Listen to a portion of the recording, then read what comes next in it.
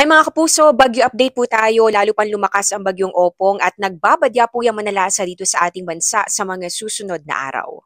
Sa 11 a.m. na latest bulletin ng pag-asa, kanina ito pong wind signal number 1 na itinaasa ng pag-asa sa summer provinces. Ito mga wind signal at pati po yung mga lugar na kasama dyan, posibleng madagdagan pa at posibleng umabot hanggang signal number 3 at signal number 4 habang patuloy po ang paglapit ng bagyong Opong.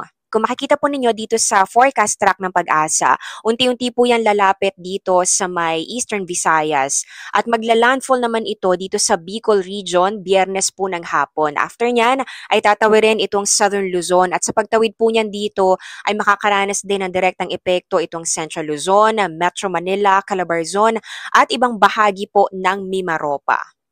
Posibleng Sabado ng gabi o Sunday ng umaga ay nasa labas na po yan ng Philippine Area of Responsibility. Depende po kung magkaroon ng malaking pagbabago sa pagkilos at pati na rin sa bilis nitong bagyong Opong.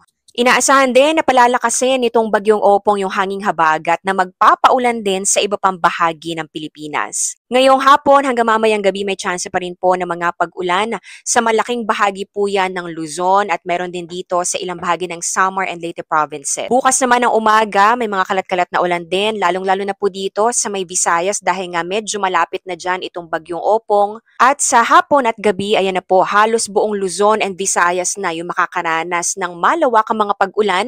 Meron tayong nakikita na heavy to intense na mga pag-ulan kaya paghandaan po yung mga pagbaha o landslide. Sa mga oras na ito, nakaabang tayo sa susunod na bulletin na ilalabas ng pag-asa. At para po sa pinakahuling impormasyon tungkol dito sa bagyong Opong at sa magiging lagay ng ating panahon sa mga susunod na araw, abangan niyo po sa aking report mamaya sa 24 oras. Ingat mga kapuso!